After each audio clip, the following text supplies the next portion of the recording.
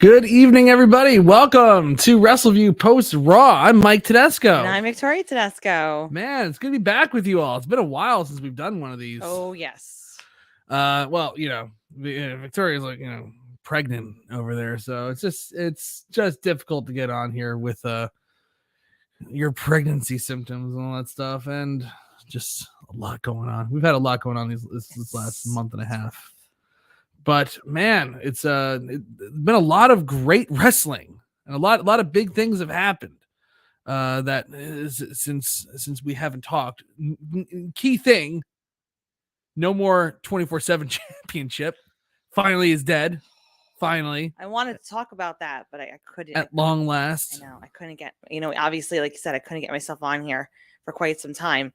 But thank the heavens, thank whoever. It was great. It was great, and it died in the most spectacular fashion. I know I'm talking about something that happened basically a month ago. It was like even it couldn't even die correctly. They wanted to throw it away in the garbage can, and they missed the garbage can, and it just clunked on the floor. Everyone was just so excited to get rid of it that they were. It's just when I heard it hit the ground, I just prayed that the faceplate of the title belt just shattered into a million pieces, just absolutely shattered. And that would have been just a fitting end to that miserable, pitiful title, even though after a while it just didn't even mean anything anymore. But anyway, we had War Games. We had Saturday night was a big pay-per-view for WWE. The Survivor Series finally means something again. It was finally interesting for the last 6 years or so. Or 6 or 7 years now, they were doing Raw versus SmackDown matches, which meant absolutely nothing. Yeah, they produced some great matches. They absolutely produced some great matches. Yeah, I'm thinking like Brock Lesnar and Daniel Bryan was a phenomenal match. Yeah.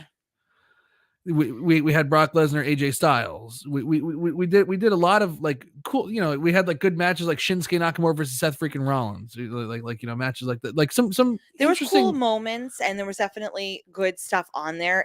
The problem was, but God, the concept was so tired. The concept was just so because it would have been one thing if throughout the whole entire year, right, they really truly had this ongoing feud where it really was like, oh, SmackDown versus Raw and everything else. But the way that, people were on their shows, but the way that it just interchanged so much where people were just like, this person would go on Raw, this person would go on SmackDown.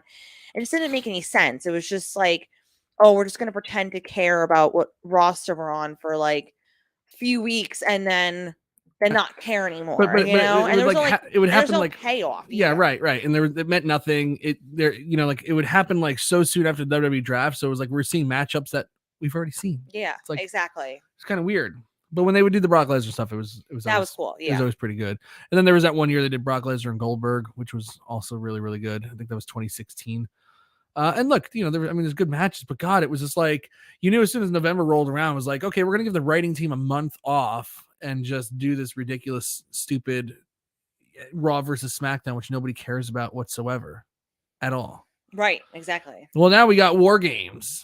I don't know, so I guess they should do War Games and Survivor Series every year, but you have to also build up some factions in order for it to totally work. Just putting people in War Games for the sake of War Games doesn't work. Luckily, they had two ready-made storylines, that could logically culminate in a War Games match with, Damage Control versus Bianca Belair and her people. And even the little add-ons that they put in there, like Meechin Mia.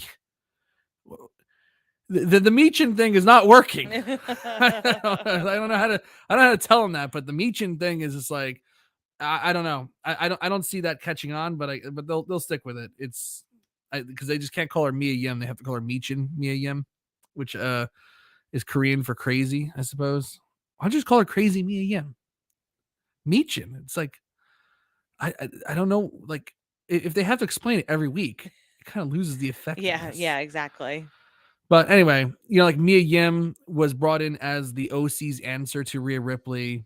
I thought that they would bring in Beth Phoenix for that, but I'm actually kind of glad they held off on that. They can actually probably do a really, if they want to do a big angle in December, bringing back Beth Phoenix, could be the way to go. Yeah. As like one of those like hooks at the end of the year. That wouldn't be a bad idea.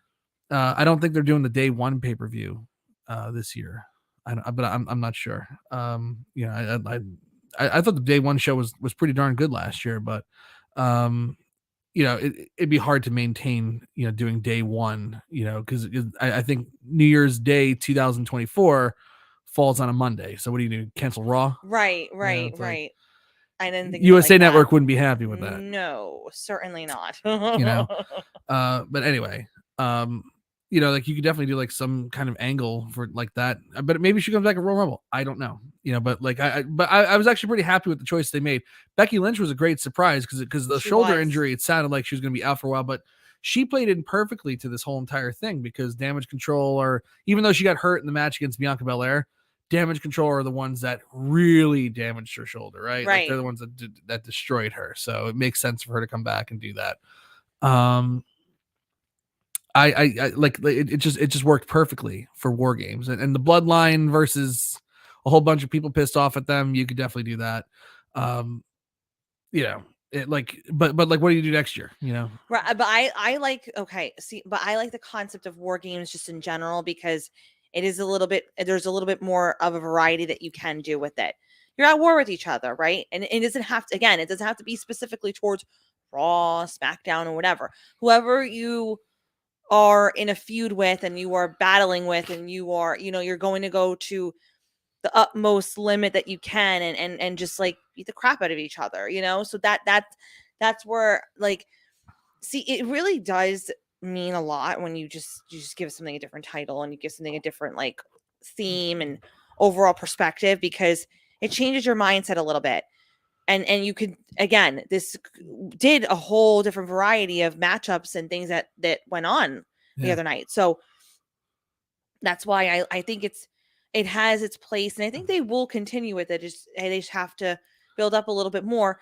Again, they weren't really expecting for this to be in the situation that they would be restructuring Survivor Series, because if Vince was still with WWE, this would have been our standard. It would have been Raw versus SmackDown again, right? Exactly. Without question. So without question, there would have been no change with that. So they have to work out their like small kinks and stuff like that. But overall, like, they put on a good show, and there were a lot of great things that happened. Yes. Oh, am I getting a? Oh, I thought I had a technical difficulty. Oh dear Lord. Yeah, I like the concept. I like the freshening up of Survivor Series. I saw some people were kind of griping about them not having a traditional Survivor Series match, but the concept is as old as it's as old as me. I think the first Survivor Series was like Thanksgiving 1987 or 1988 or whatever it was. I'm 35. I was born in 1987. It's like the concept is old, but the concept is, and it's given us some great matches through the years. Obviously, Team WWE, Team WWF versus Team Alliance is an all-time great Survivor Series match. I love the Survivor Series match in 2004 where the winning team got to be like general manager for like the week or something like that. There was that really good, like the first Raw versus SmackDown Survivor Series match. I remember like Shane McMahon was in there, and that's when Chris Jericho like really beat the crap out of Shane for going. I actually thought that was a good Survivor Series match. I mean, there've been great ones, but it's definitely a dated concept, and I don't mind that they didn't do one this year. And I mean, like, they could have done one with the Judgment Day, but when you have two War Games matches on the show, each went about 40 minutes, and they were great. I mean, I thought they were pretty damn good. Sting's debut, but that wasn't in the match. I'm strictly talking about traditional Survivor Series elimination matches here, because obviously Survivor Series had great moments with, The Rock debuting. I mean, it wasn't a great character, the Rocky Maivia character, but he did debut at the show, and Undertaker, obviously the debut of Sting was great. His run wasn't great, but the debut was fantastic.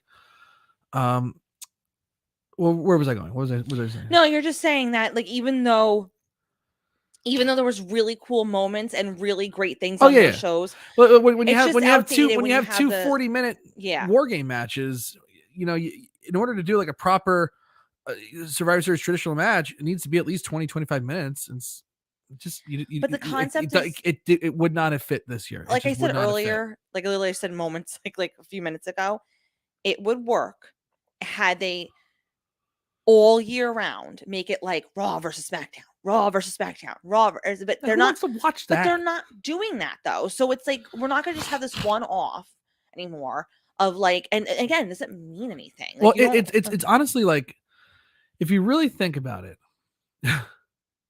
you're essentially saying from Raw versus SmackDown that one of your shows sucks and isn't worth watching. Right. One of your talent and is for awful. For years, Raw would run over SmackDown, or sometimes they give SmackDown a couple W's, but like obviously SmackDown before it moved to Fox was the lesser show.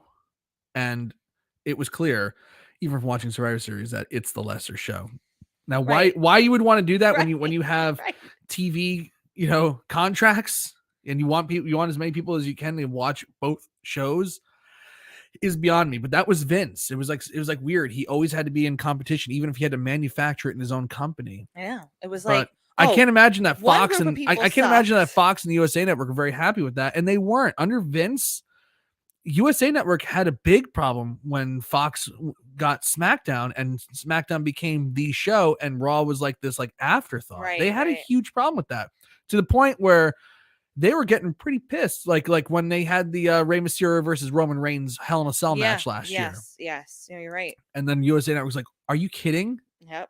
Are you kidding us? Yep. You're putting a Hell in a Cell on free TV. Mm-hmm. You're going to do the damn same thing for our show on Monday." Yeah, absolutely. And it turned, I think, what was it? Bobby Lashley versus Xavier Woods.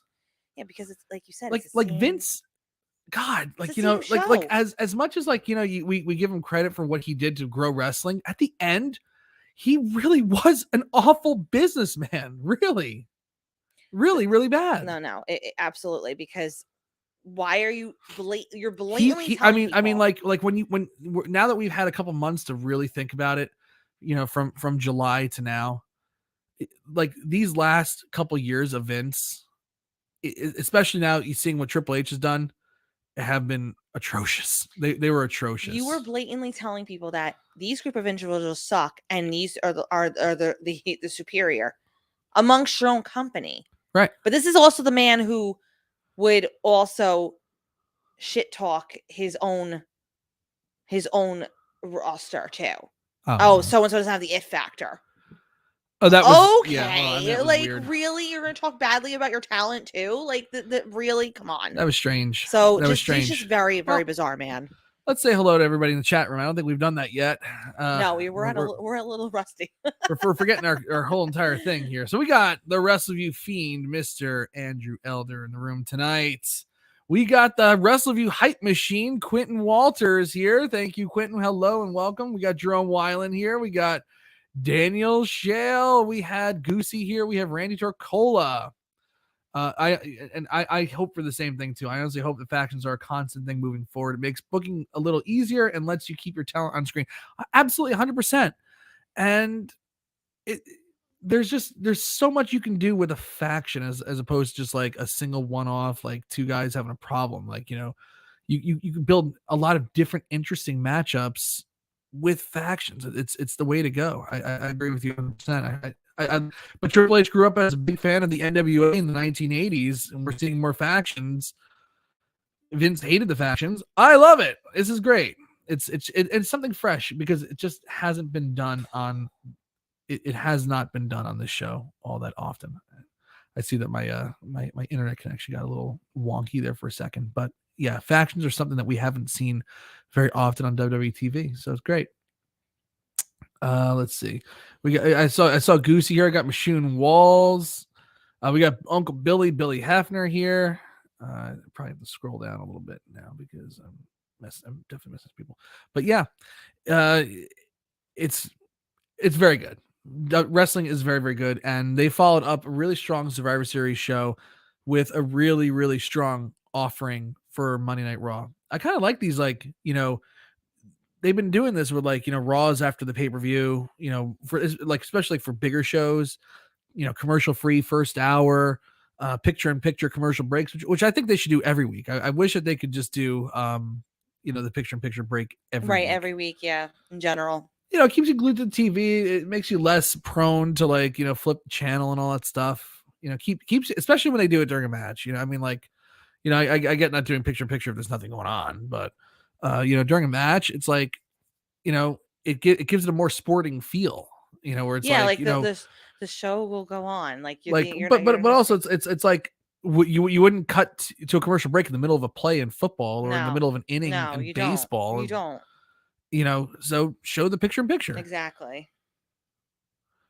It is what it is. Sorry, I'm getting kicked right now, like really badly. So. Yes, yeah, I know. I see your face. I see your face. And Quentin doing our job for us here too. Please like, subscribe, and share this podcast. Also, check out the Wrestleview website and social media and join in on the conversation, or else you'll be on hiatus too. Oh, goodness gracious. I love it. Well, let's talk about this Raw because it was a really, really strong offering. I was not expecting that first hour to be commercial free, but it was and sometimes I dread it. I'm like, oh God, I have to. Well, for recapping purposes. For recapping purposes only, because it's like, it's very easy to get behind, especially when they do talking segments. It's like, oh God, I gotta, like if I miss a word and I want to rewind now, I'm like, I'm behind for the next hour. I can't really fast forward through anything. Maybe I'll fast forward through like an entrance to catch up and stuff like that. But they really made this first hour very easy to watch. They came out. First thing they do is they send out Becky Lynch, who again was the big surprise. They wouldn't pay it off on Raw last week that she was going to be on Team Bianca, but they paid it off on SmackDown instead, which is it is what it is. They're getting a lot of money for that. Can you turn this off, please? Oh God, the freaking Teddy Hart! It's the Teddy Hart thing on in the background, and he's doing handstands with like naked women. It's like so strange. It's just weird. Oh man, the guy's a murderer, by the way. My God, he killed that girl. He's a horrible person. I always knew Teddy Hart was a piece of garbage, but wow, really, really, really horrible person. Anyway, Becky Lynch comes out. And I like this. Oh, yes. And of course, USA Network showing Teddy Hart, who's a murderer without question. Daniel Schell also reminding us that also on the USA Network, the Chrisleys indeed do not know best. Todd Chrisley, you've heard us talk on the show before. We have. That we kind of got hooked into liking Chrisley Knows Best because it was just on after Raw. We all... I think we all, for some weird reason, all of us, everybody in this chat room has watched at least 15 minutes of Chrisley Knows Best by accident. Yeah, by accident after Raw ends. Tax fraud. He's going to jail for a long time, and so is his wife. I mean, that's been an ongoing story, but now it's official. Like now they've obviously gotten a lot of evidence to prove what was going on. So. Man, it's shocking. I cannot see Todd Chrisley doing well in prison. I mean, they're probably going to send him like one of those like rinky-dink, like white collar prisons, like the one like Bernie Madoff went to. Situation went to. Yeah, where he'll it's like it's more of like a correctional retreat, right? It's like than a jail. It's not like freaking Todd Chrisley's going to be going to like Alcatraz or something like that. Like we're like every day Todd Chrisley's like walking with his little lunch tray, like, oh my God, I hope I don't get shanked. Yeah, no. That's not going to happen. No, even this is Mike's situation from the shore. He was like. It was, obviously he missed his family and he missed, being outside and everything. But he's like, but they took good care of him there. He said so. Yeah, Chrisley's not going anywhere like where he's in danger. Well, you know what? Like, I mean, Chrisley's going to jail. I don't think Harvey Weinstein has seen the inside of a jail cell yet. He got out for like COVID. He got like the compassionate release for COVID. I don't think that guy spent that much time in prison. That's a guy who should be spending a ton of time in prison, more than Todd Chrisley. But isn't that amazing? You can you can do things, like they have things where you could do things with, terrible things to women, terrible things to children. You get less time in jail than for like, cheating the government on your taxes. I know. I'm not See, saying this country is all about money. That's all it is. I'm not It's saying all it is. by any means they that want their be, money. I'm not saying people shouldn't be paying their taxes and things like that. But yes, if you look at the grand scheme of things, I'd rather the murderer in jail and the rapist in jail than I don't really care. Like Todd Chrisley, like not saying give him a slap on the wrist, but does he really have to be in jail that long time? I don't think Todd Chrisley deserves to be in prison for like the next like 17 years. Exactly. Or I actually I think what did he get? 7 years? Todd Chrisley. Now I'm kind of curious. It's crazy. Let's see. So he got so he got sentenced to 12 years in prison with 3 years of supervised release. So essentially 15 years. Yeah. I mean, his wife was sentenced to 7 years and 3 years of supervised release. So she's essentially got a 10-year sentence. Well, I'm just curious to know, like, you know how they always say, like, I wonder when he's like eligible for parole. Yeah, and I always wonder, like, you know how sometimes they always say like for good behavior, but like the behavior. I'm sure Todd's gonna be like the most well-behaved prisoner that's ever lived. But my question is, with something like tax fraud, it's like, what's the good behavior? Like, do you know what I mean? Like, yes, if you're like, again, if you're like, I know. Todd Chrisley is like, I mean, yeah, he cheated the government on taxes. Big deal. But like, I'm sorry. Like, what's he gonna do from jail? We had a guy who was president who never paid taxes and bragged about it, and essentially said, "Yeah, I didn't pay taxes because I'm smart." Well, right. But what good for him, right? And good for him too. God bless him. Right. So what I'm saying is, like, what constitutes as good behavior? Like, he can't do what he did in jail. I know. Yes, you're right. You're right. You're right. It's not like Todd Chrisley murdered somebody. Now he's going to jail because he's a hardened criminal. And he's really reformed his ways. We're going to let him out early. It's like Todd Chrisley's going to do nothing but good behavior. He's not a bad person. Like the guy gonna be yes-sirring everybody to death. It's like he's going to be like the model prisoner. Anyway, I don't think this has anything to do with Monday Night Raw. Well, okay. In our defense, I'm just shocked. I'm shocked. Victoria, like when the sentencing came out a week ago, Victoria was sleeping on the couch. I was like, "Hun," I saw it at like 11:30 at night. I was like, "Hun, you gotta wake up. Todd Chrisley's going to jail for 15 years." It was unbelievable. Like it was a big deal in our house. It was. We love Todd Chrisley. I'm not ashamed to admit it. But Savannah and Chase are getting their own show now, so good. They'll that'd be great if they have. Oh my god, how great would it be if they have them, like, visit him in jail? Todd in his little like white overalls. Oh, I'd love you know, baby, it's going all right. I wonder if he's gonna get like regular Botox injections in prison. Is that part of his medical coverage? Just I got Jesus on my side. Everything will be okay. Oh my god! Even his mother threw him under the bus on the witness stand. Oh, that was the best. She's like. He started that company. My name. I had nothing to do with that. Send him to jail. Oh my god, Nanny Faye. I can't with her. She's not going to jail for nobody, not even her son. Anyway, they send Becky Lynch out.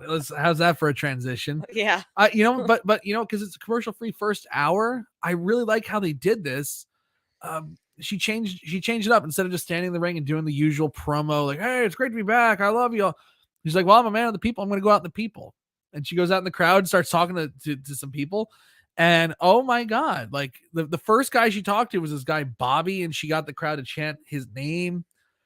And Bobby was absolutely annihilated. The guy was wasted. And it's Norfolk, Virginia, which is on the 8:00 hour. Which is on Eastern Standard Time. It's 8:00. The guy is annihilated. We have 3 hours to go on the show. Bob, I hope you're okay, man. He was loving it though. Like the guy was all over it. He was like, he's filming himself with Becky Lynch, and she's talking to him. It was fantastic. And then she talked to this guy Zachary, and then she had the fans like. I mean, really. Bailey came, but you know what? But just by her being in the crowd and doing that, it really just kind of. It's just different. It makes that opening talking segment gives variety to it. Feel like it felt like it went a little quicker. Yeah, yeah, because it's a different setting. It's a different feel. I know exactly what you mean. It's not your standard like coming out from the back and going out on the ramp and waiting and talking and whatever, it being in the crowd and having interactions, totally different vibe. Chris Garrix is right. It's Norfolk. What the heck else is there to do? It's a good point. It's a good point. Randy mentioned the second guy threw an arm around Becky and she immediately squirmed out and put herself a little further away from him. It's like, I don't blame her. But she was putting her arm on Bobby and putting her, touching people. It's like, so he probably thought, oh, fair go. I'll put my arm around her. Like we're buddies. Well, because Bobby was just like, she was trying to protect Bobby a little bit.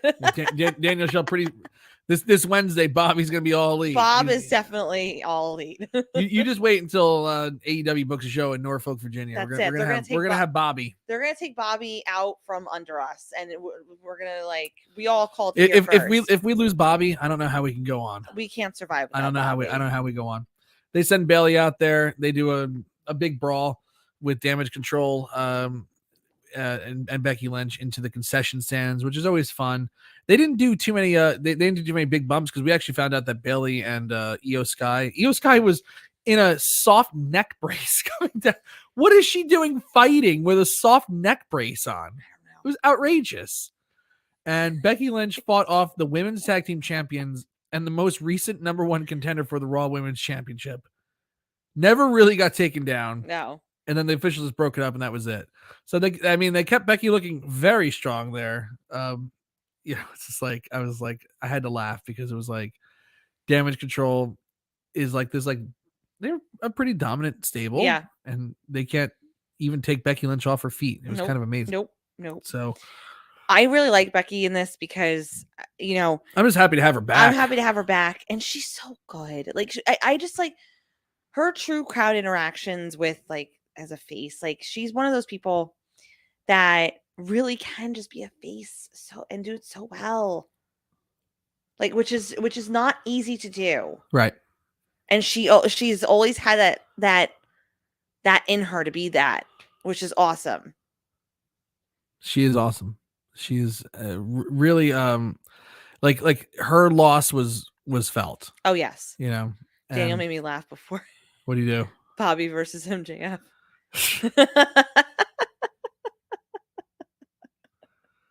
They do it. I'm sure they would. Bobby's definitely going. MJF. Can I just these AEW post show their press conferences after their big shows? It's just like it's so white trash. Like when all their wrestlers come out just cursing up a storm with the media. It's just like I get that they're obviously targeting a certain viewer and demographic, but how are you ever going to truly grow your brand when that's what you present? Just MFing everybody and calling everybody inbreds. It's just like, that's got a ceiling. I mean, that's what everyone gets in trouble for too. It's got a ceiling. You have to not. I'm sorry. I'm just not. I'm just not a big MJF guy. I think he's got a great character. I think he overdoes it sometimes. I think his promos are sometimes not as good as everybody says they are. I mean, I watch it with, the same discerning eye that I watch this show with, and I'm not very kind to this show sometimes either. He's good, but he could be better if he cut down on being so trashy. It's kind of crazy. Anyway. And Tony Khan just sits there and just lets it all happen. I'm friends with everyone. he's everybody's buddy. He's everybody's buddy. He pays him to be. Anyway, the next thing they did after this pretty darn good opening segment was they had Rhea Ripley and Mia Yim go out there and have a match, and they had a decent match, and it was actually going really well. Yeah. I was actually really enjoying it, and the crowd was. I mean, they have done such a good job with Rhea Ripley, and you can kind of date it to, right around the end of July when something big happened, and then they immediately went to Madison Square Garden and started booking her, and she did her comeback and with the "I'm Your Poppy" shirt, and all of a sudden, people are looking at her like she is like some Greek god in the ring. They're looking Greek at her goddess. from a different lens. They're looking at her like she's a superstar. Yes. And when she has a match, especially because they haven't overdone the Rhea Ripley matches. No, they have not. In fact, they have not. Which I don't think they should do either. They've made her look extremely strong in everything that she's done so far. She's body slammed Luke Gallows. She's done a lot of really cool things. And they did the same thing from Mia Yim got her shots in there too. But I mean, Daniel Shell's saying she's the new China. She's better than China. She's just better. She is better than China. And they, when she's in the ring, it's kind of like the same thing, like when Asuka and Io Sky were together in the ring at Survivor Series, and the Boston crowd just like kind of, if you kind of know their history a little bit, you're like, oh, we're going to see something really cool right now. And, it's like that. It's like when Rhea Ripley's in the ring, you're like, okay, it's like, okay, we had that match with Candace LeRae and Dakota Kai, and that was a women's match. But like when Rhea Ripley's in there, it's an event. It's a superstar. It's a superstar event. She's the strongest one in that stable. She is the leader of Judgment Day. I think that she's the leader of Judgment Day. Yeah. I don't think they really have like a true leader. It probably is like default. It's probably defaulted to Finn Balor, but she's the leader. Not technically, like, you know what I mean? Like, yes, technically yes, but everybody else knows it's Rhea Ripley. Yeah, she's running the show. Yeah, which is cool. And the storyline with Dominic is phenomenal. Was great. The Thanksgiving segment was phenomenal. Great. That whole thing. I mean, everything that Triple H has done with the Judgment Day and the Dominic Mysterio thing. It's like, say what you want about Dominic, he's really holding his own as like this cowardly heel. He needed he's this. He's doing a great job. I still think that the previous 2 years he probably should have spent down in NXT, for sure, honing his craft. But since he's been here for so long and they've built it for a while now, they're doing the best they can with what he has. People have to kind of forget those past 2 years and I know it's hard for some people, but he was learning on the job. I'm right. And I'm willing to forgive it because of the fact that he really is learning as he's going along. And that's fine by me. As long as there's growth and as long as there's progress, and it's not perfect, but he is just as much a key element to the Judgment Day at this point as anybody else in there. Because this is kind of like why someone like a Rhea Ripley and everybody else is advancing so much, because they're utilizing, like, especially Rhea Ripley, where she's utilizing her dominance on Dominic, because he still needs to find his way, and he's still, because he's finding the character. She's the one like that was spewing to him about like how his father really was and how everything, like, they got into his head, and now he's taking it. So without Dominic being there, I'm not saying they wouldn't be successful, but it just brings the cohesiveness all together for what their purpose was, initially, to get him involved and to get Rey Mysterio. And Daniel says he's getting heat without even really trying. They really hate him. I mean, like, look, he does have to figure out a lot of stuff while he's doing this. Keep getting this damn dry tickle. Sorry. No, you're right. He does have to figure out while he's doing this. But they're responding to it. So it's working in a way. It's really, really working. And he is getting better. He's getting stronger as it goes on. When he turned to Clash at the Castle and they did that little promo with him on Raw, that Monday, I was like, oh, that's not that great. It's not great. Let's go back to the drawing board on that. Yes. He's since figured out a lot of stuff. I thought actually the best thing that he's done yet in this entire thing was the Thanksgiving thing. Yeah. Because he really looked like, I mean, he acted like a real son of a bitch. He did. Like, really, like you're just like, this kid's a shithead. Yeah. This kid's a shithead. And it's believable because there is that, he's younger, right? So it's not like he's this matured, like 30-year-old, 40-year-old man. Like, you know what I mean? Like, he's younger, he's in his 20s, and it's very much believable that, like, his son's going through something and it's going through this, I hate my dad, and I'm gonna do everything possible to make his life a living hell, and his rebellious stage of his life. So everything is just making sense to what the character really is and what it's progressing to be. I have no issues, to be honest with you. Everybody has to learn as they go along at some point. I think, sometimes you do have to fall before you can really like rise to the occasion.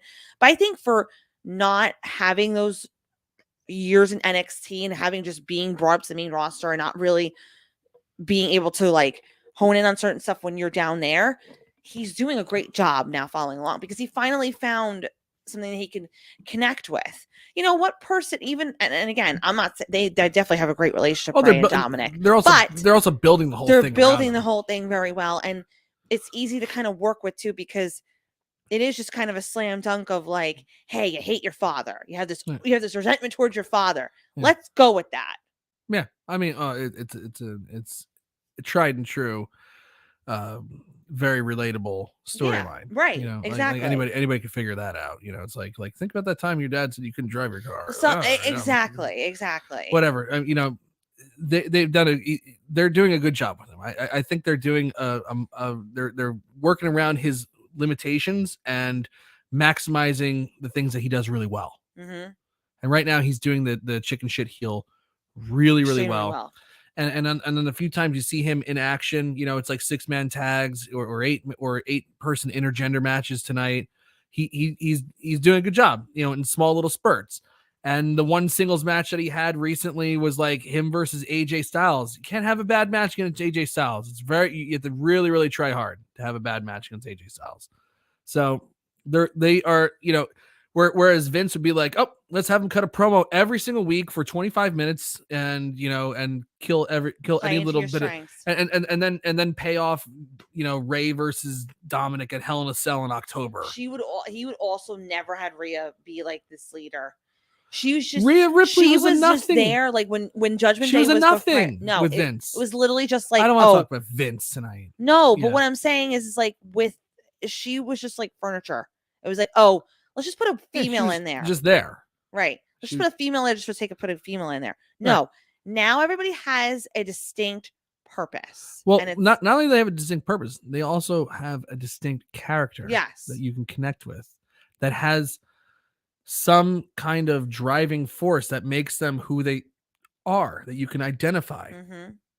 That's really good. That's something that we haven't seen in a long time. And storytelling has really, really increased under Paul Levesque. I think it was Andrew who said it earlier in the chat that also too, like long-term. Well, that's what I'm talking about. I was just getting ready to talk about long-term booking right now because you look at what they've done, tonight we paid off the Miz versus Dexter Loomis, which has been going on since early like 3 months, early August, September, October, November, just about almost 4 months, of waiting to pay this off, and they finally did.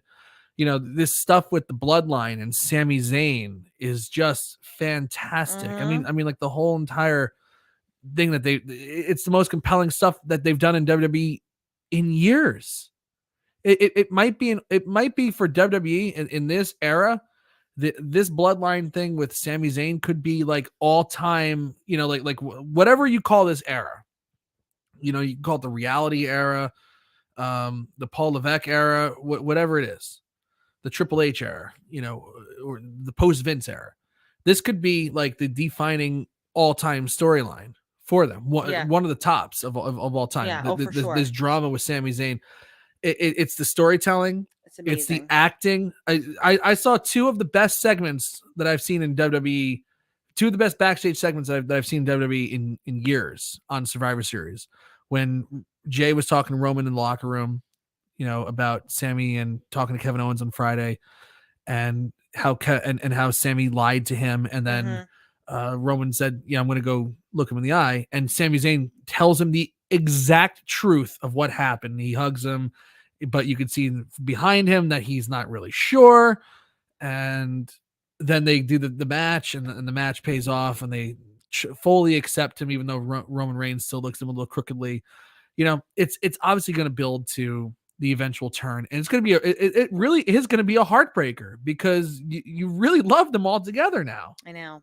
I think especially and God and like it's like for we had AJ Styles versus Omos together for like a year.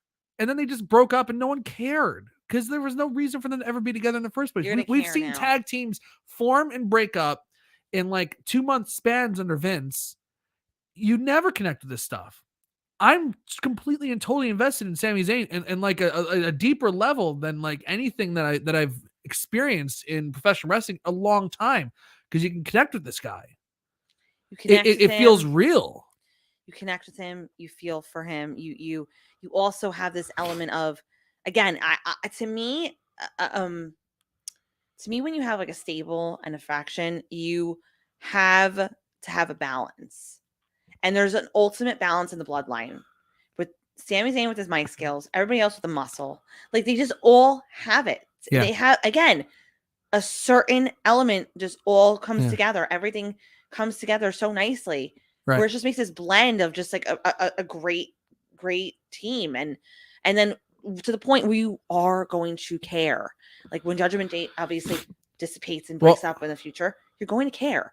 When you're looking at this, you're going to care. Right. You want, it'll be a big deal. Invested. And you want people to care about what you're doing. I remember when Evolution broke up. That was when Vince was still at the top of his game. That was like, it was really kind of heartbreaking when they broke up, because you started off hating them and you kind of grew to love them all together. Like the Bloodline under Vince, I'm sorry, wasn't good. It's like Roman Reigns just kills everybody and that's the end of it. Now it's like, Roman Reigns does beat everybody, but now they have like some different drama going on for you to care about. It's like, okay, we know that like Roman Reigns is going to face Logan Paul at Crown Jewel, and Logan Paul is of course going to lose. We know that, I actually thought that Drew McIntyre was gonna win. That's how well they built that up. But it's like Roman Reigns probably isn't losing anytime soon, not before WrestleMania. So the challenge is, how do you make things interesting for the Bloodline? How do you make Roman Reigns as the champion interesting? The guy who is the face of the company. If you know that all of his matches have a predetermined ending, of course they have a predetermined ending because it's professional wrestling, but there's no chance that anybody's going to beat him before WrestleMania and end a 2.5-year title reign. They're not going to do it in December. They're not going to do it at Royal Rumble. There's only one show that it can end on. There's only one. And it has to be against the right guy. It's not The Rock. So, this WrestleMania, he might not lose it either. Maybe it's WrestleMania 40 in Philadelphia when Roman Reigns finally loses both titles. Who knows? I don't know. So how do you keep the face of the company interesting? First, you have him have great matches. The Logan Paul match, it was never going to be Logan Paul walking out the titles. That's not just because the ending doesn't mean that it's bad. It's the attraction of Logan Paul. That's the draw. You want to see how well Logan Paul does. You want to see how does he perform? What do they do? I thought Logan Paul performed better than 90% of the WWE roster does usually. He was phenomenal at Crown Jewel. That's how you keep Roman Reigns fresh. Have big matches against well-built people and make it interesting. It's like the streak. For the longest time, it's like, well, the streak is never going to end. They're not going to end the streak. I think I might be breaking up here for a second. They were never, it's like in your head, they're never going to end the streak. So what do? You have to have, you have to build it up really, really well and give people the best match and have the most creative near falls that you could possibly book. And they do that, that's how you keep mentioning, but this is the other way you keep mentioning too. Have them come in and settle this stuff, inside the Bloodline. The Bloodline itself is now the interesting storyline. Yeah, because it's not just like, oh, they're my cousins and they're whatever. It's adding Sami Zayn to it again just brings a whole other element. So I agree. Yeah. Vince was too busy chasing women to care about booking the last few years. He was doing more than that. I think he was trying to remember what town he was in. The guy, he was severely diminished, and as we've seen, it's when guys that are in their late 70s or early 80s are running big important corporations like a country as well. It's tricky because their faculties are diminished, and that's not an ageist thing. It's just a reality of nature and the aging process. You're not going to be as sharp at 77 years old or 80 years old as you were, when you were 65 or even 70.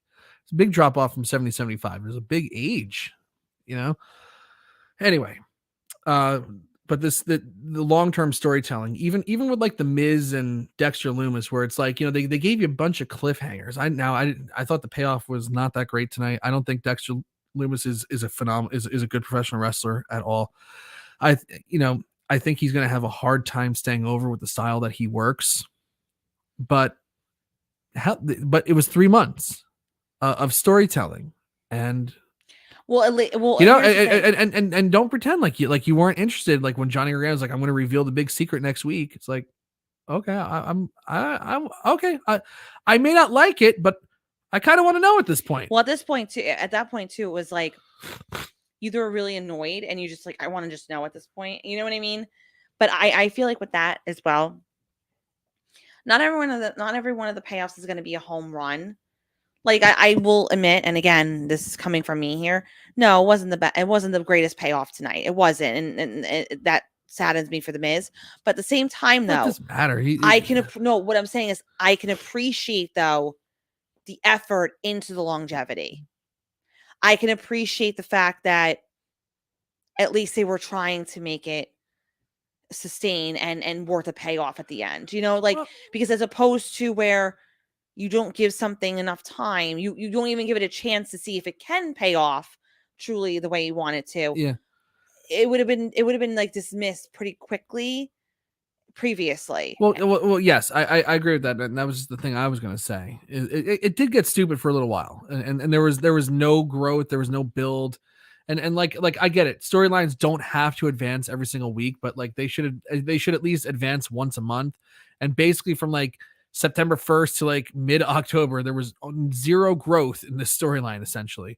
And then they started, building things, paying things off again. But when this thing started losing its legs, like mid-September or so, Vince it never would have gotten to mid-September under Vince. It never would have went from like August or like late. I think it was late July. It might have been, no, it was like, I think it was like August 3rd or something like that. That Raw, when he first debuted, and it wouldn't have even gotten to September before Vince would have just paid it off. He wouldn't have even had the idea for Miz to like have been behind it at first, behind the attacks, and saying like, and then double crossing him. Yep. I mean, it was a creative storyline. It was a deeper thinking storyline than anything that we've had in a while, and that you could say about them. That's a positive. That these are more adult, more well thought out, more well fleshed out storylines than what we get. Usually it's just like, I don't like you, you don't like me.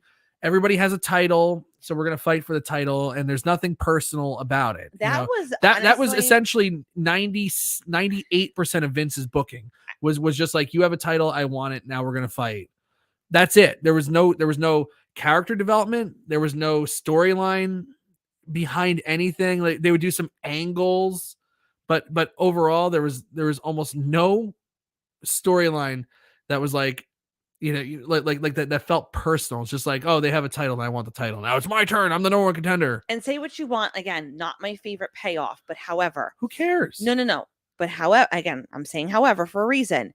However, I also could appreciate the fact that, because I really did not know how they were going to end this feud. Like, I just didn't know how it was going to come out, because it really was like concerning to me. I'm like, what are they going to say that like he did to him? Like, do you know what I mean? I was like, where are they going with this? I was interested. And I was very interested.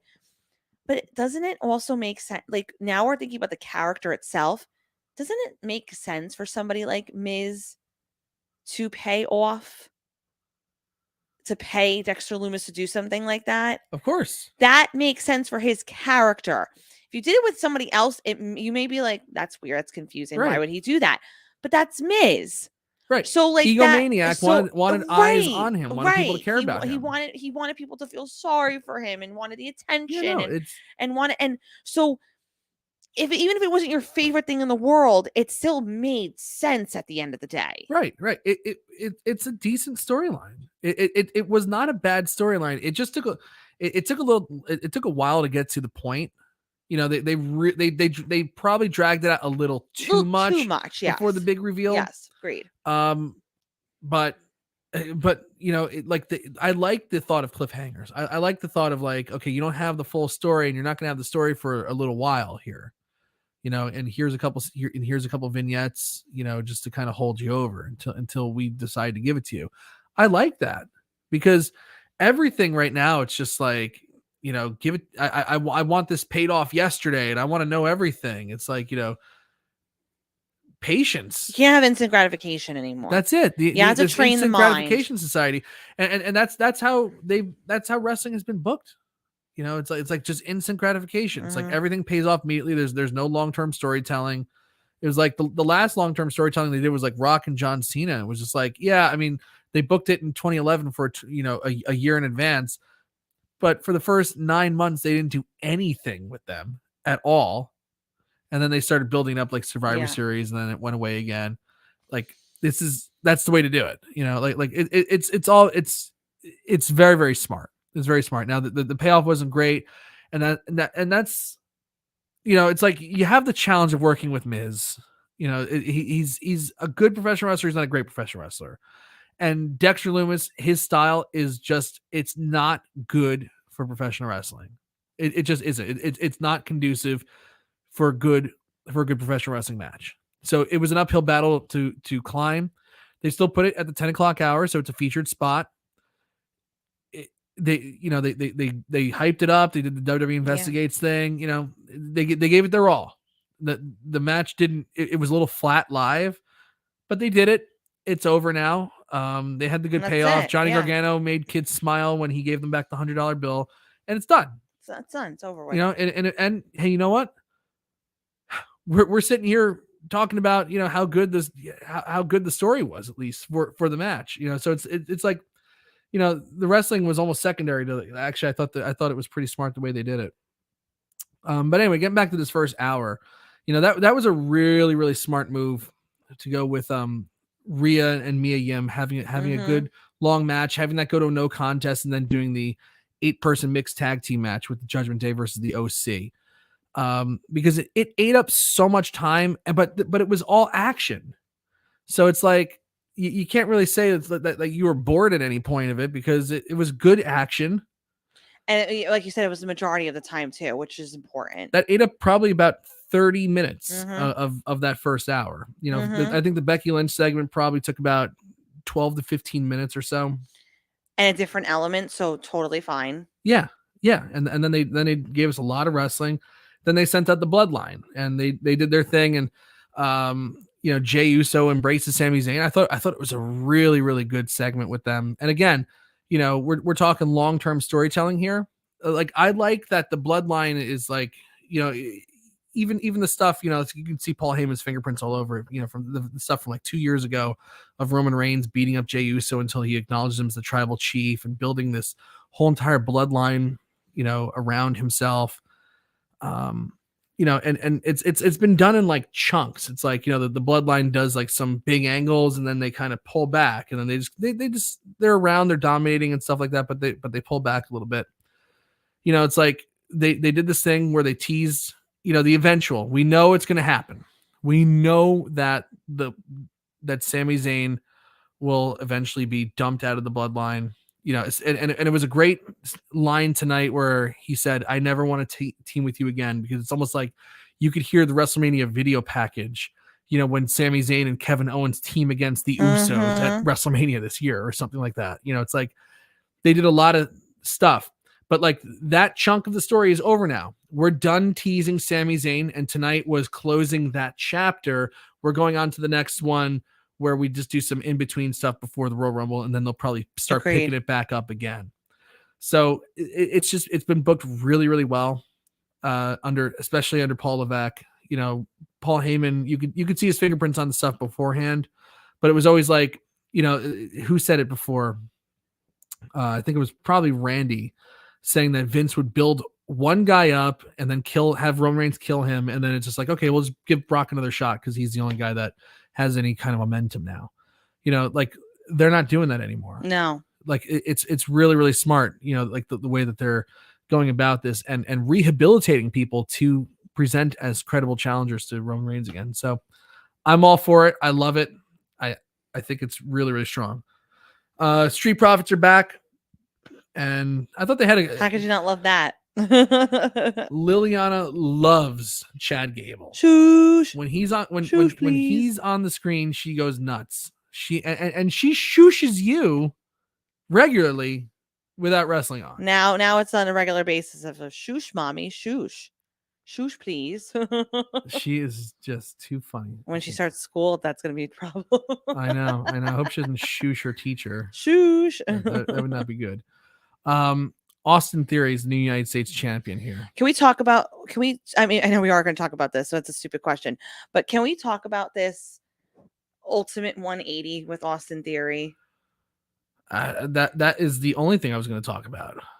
You want to go first? Yeah, I'm pleasantly surprised because, you know, I'm not very okay. Let's just put it this way: when somebody gets a money bank contract, I'm not saying I'm not necessarily for them not like cashing it in and not having it. I think you do need to.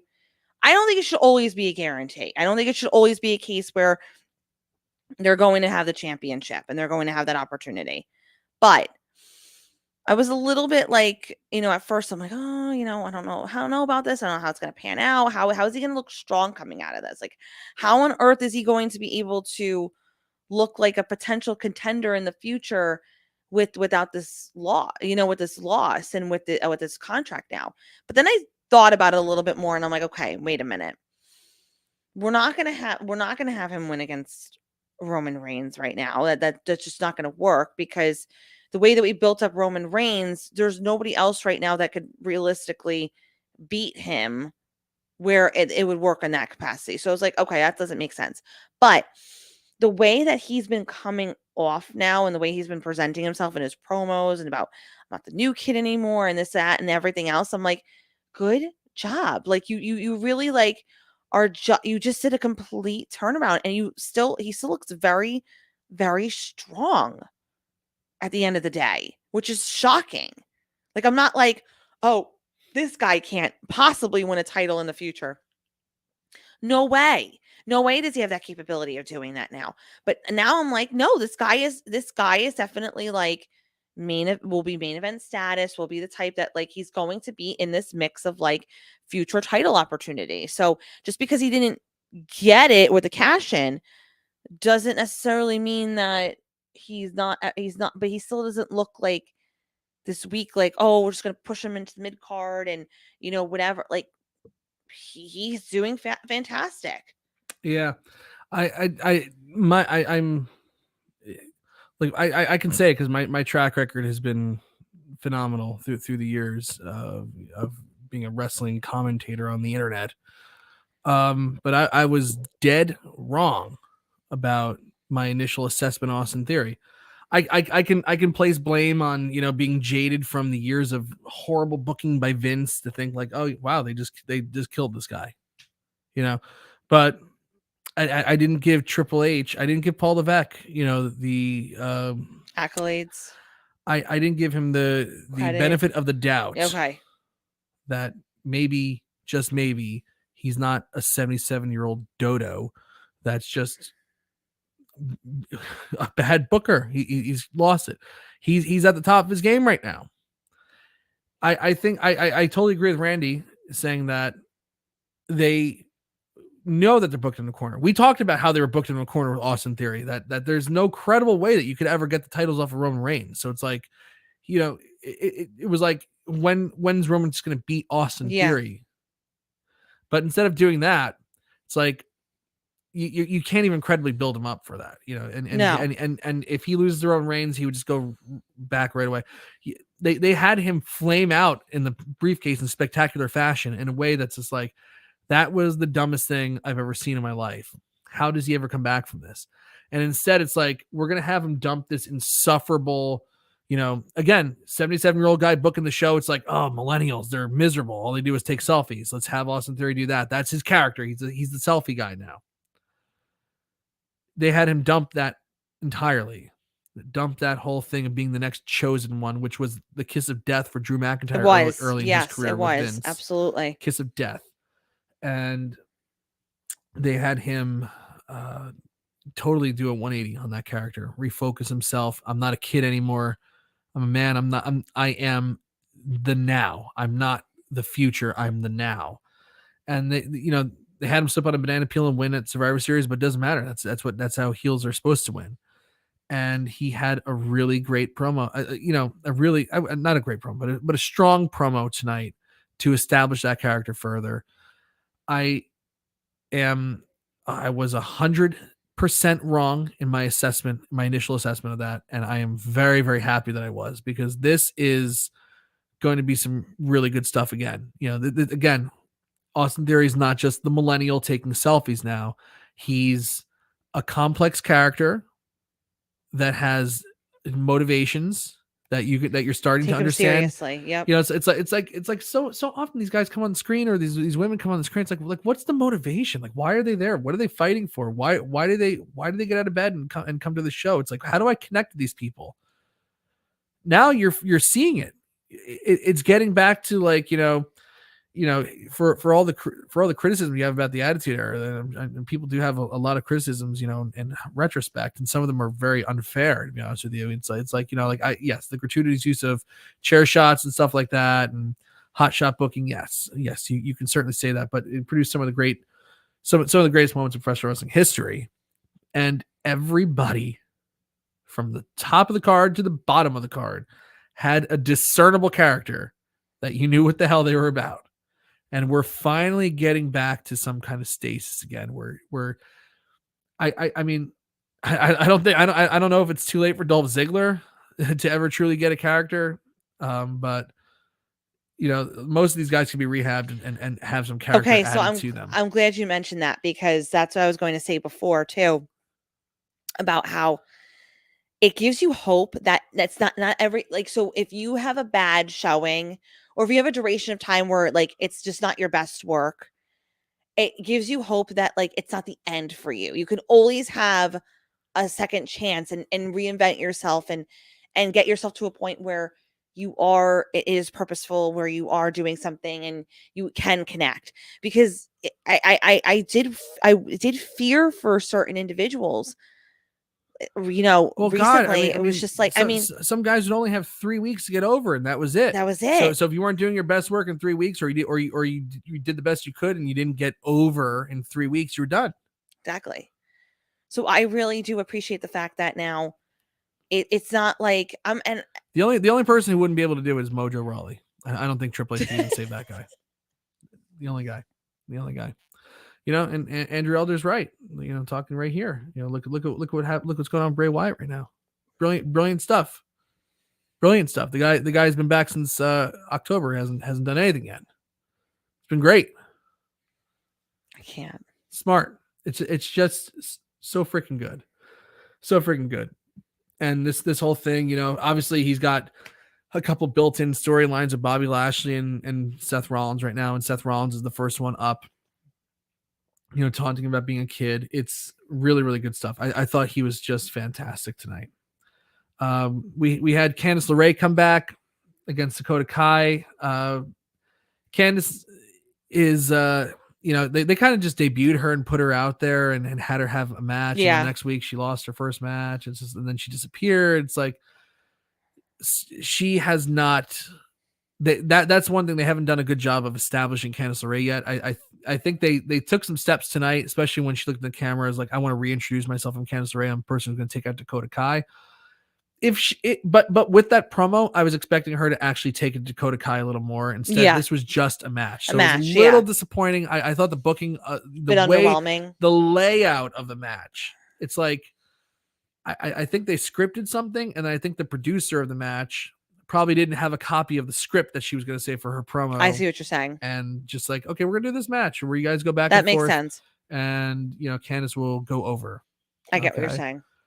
She didn't take out Dakota Kai. Mm-hmm. And at the end, even the commentators were like, oh, wow, Dakota Kai, who went, was the first one in the War Games match. He went 39 minutes, took Candice LeRae to the limit. It's like, oh, I don't think that's the storyline they really want to tell here. But I mean, okay, we'll go with that. But they're not wrong either. Yeah, they need to I mean, they had some time. You know, it's not like There's Candace LeRae. I'm not going to say anybody's dead and buried now with Their Triple hope. H. Exactly. That this is it. This is Candace LeRae. I'm going to say it right now. Mark my words. November 29th, 12:33 a.m. Eastern Standard Time.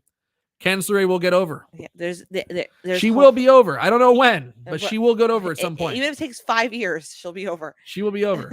There's hope for people, and that's what's really nice. It's like you're not sitting at these people and you're like, oh, sweetheart, or oh, honey, it's gonna be over for you in a few weeks. I learned my lesson with Austin Theory. Nothing's off the table. Never right say never. You can say that. You can definitely say never. But you know, Mojo Rawley is a never. You know, like there's some guys that will never get it. You know, it's like, but not that Mojo Rawley's on the roster, but like Bo Dallas, I don't think he'll ever get over. But you know, unless he's Uncle Howdy. I touched my bum. He touched my bum. That was good. That was good. But I'm not. Nothing's off the table. No, nothing is out of the realm of possibility here. You know, I love it. I think if they kept Elias as Ezekiel, I think Triple H probably could have still gotten that over too, even though the choke was old. Anyway, our main event was fantastic with Kevin Owens and Jey Uso. They were given I think they got about 20 minutes, and it was just a really solid back and forth. You know, like I was kind of getting frustrated that like we had like Kevin Owens like essentially disappeared from Raw for like a month or a month and a half, and it's like, man, I really, you know, even if they're not going to do anything with him, like he was always good for like a solid effort, like a really good match, and then he kind of disappeared for a little bit, and he came back for like this Survivor Series thing. He was friggin' awesome in this tonight. Jey Uso is always great, and Jey Uso is working with a legitimately broken hand. I cannot believe that. And they had a real banger tonight. You know, about 2 hours and 55 minutes in, the crowd chanting, "This is awesome!" Like, you know, even Bobby, I think he was sobering up finally. I think Bobby was sobering up. You know, oh, Bobby. But man, like this match, they really danced on a fine line there. It was like I was like, oh, did I like rewind and forget to like press like go back to live, because I was like, oh, it's like 10:59. It's like it seems like they're not even building to the finish yet. No, I was caught up. Yeah. All of a sudden, it's like, you know, you see the referee just like go over and like, hey. All of a sudden, super kick, stunner, pin, run away, copyright, the end. It was all done in with like 30 seconds, and then they immediately cut out. I haven't seen them cut out yet. To like race to the finish fast. Like that. Yeah. They were almost out of time. Mm-hmm. It was almost like a WCW pay-per-view where they just go off the air in the middle of the main event. You know, I couldn't believe they. What would you do if something like that had happened now? Like it did happen. Remember, it happened a couple years ago with the Undertaker.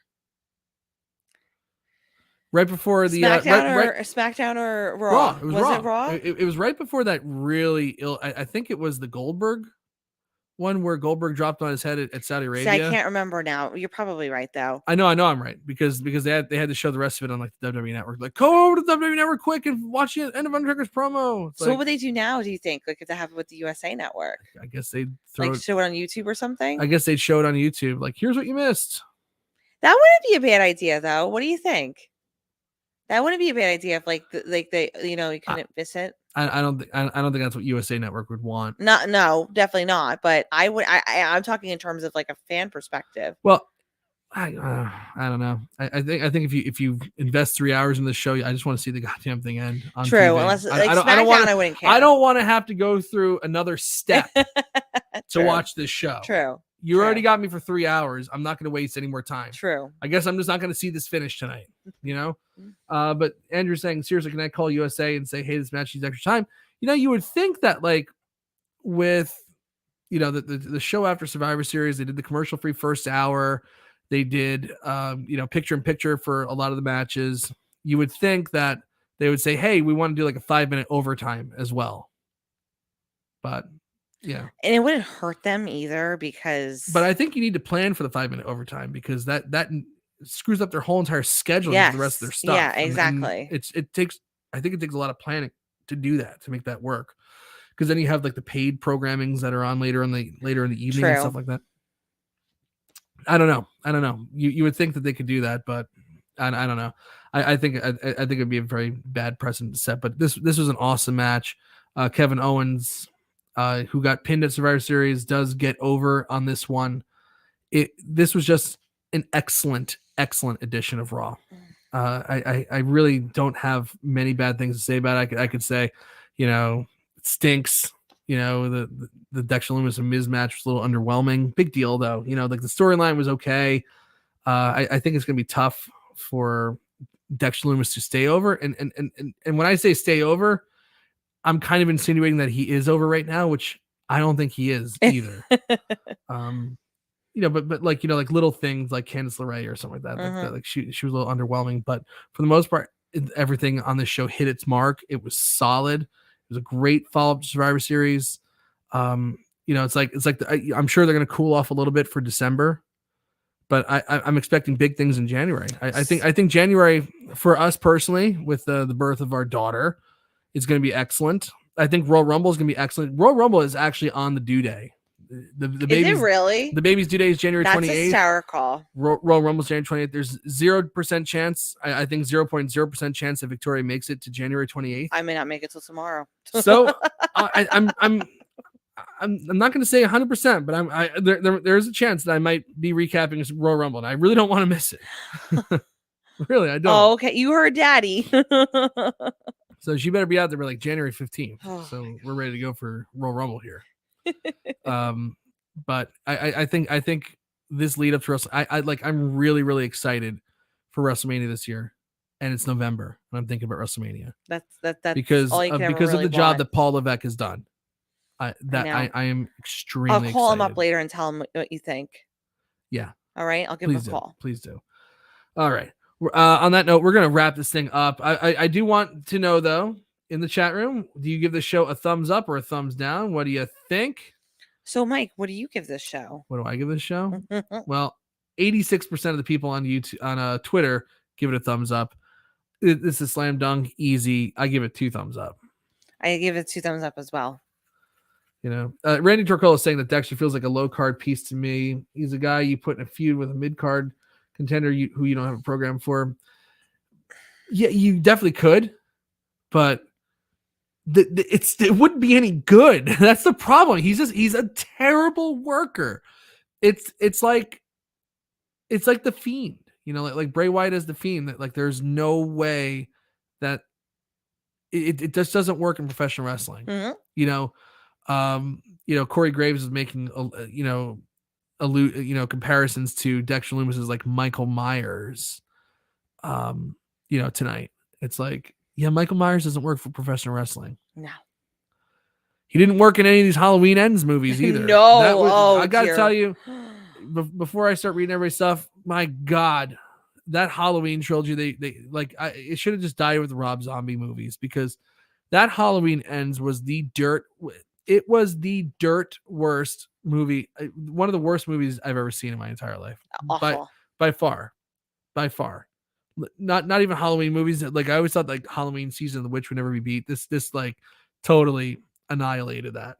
Totally annihilated. It's the worst horror movie I've ever seen in my life. It was horrible. It wasn't even scary. It was just horrible. I was watching it with my jaw on the floor at how atrocious this. We talked about how steaming pile of shit was. We actually compared as we were watching, like Michael Myers is what the Fiend was like with Bray Wyatt. All of a sudden, like he's like magical and he's got these, senses and whatever. It was just like, okay. It was horrible. It was atrocious. What are we doing here?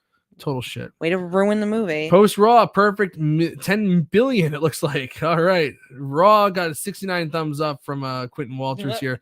Billy Hefner gives it a way up. Machine Walls, 2 thumbs up. Randy Tricole, a thumb up. Thumbs up. This show, thumbs up. He will be at SmackDown on January 6th. All right. The day Trump killed America. Awesome. Stop it. It's like, please, little girl, don't be born on January 6th. Please. Oh, I will keep her in there. Please. I just don't want any negativity associated around it. Oh my God. It's like if I have to hear that date ever again, I'm gonna go nuts. It's Bobby gets a big thumbs up from Randy. I like Bobby.